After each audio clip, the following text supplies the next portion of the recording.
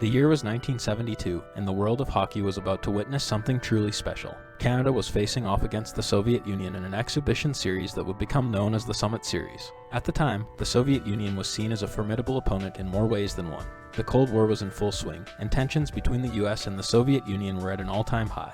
The Soviets were determined to prove their dominance on the ice, just as they had done at the Winter Olympics earlier that year. Canada had never faced a team like the Soviets before, but they were sure that their NHL-trained players were the best in the world. However, Game 1 of the series in Montreal would prove to be a wake-up call. The Soviets came out strong, with team systems and tactics that Canada hadn't seen before. They were in shape and ready to play, while Canada was still shaking off the rust from their off-season camps. The result was a 7-3 victory for the Soviets in Game 1. For the next few games, Canada struggled to keep up.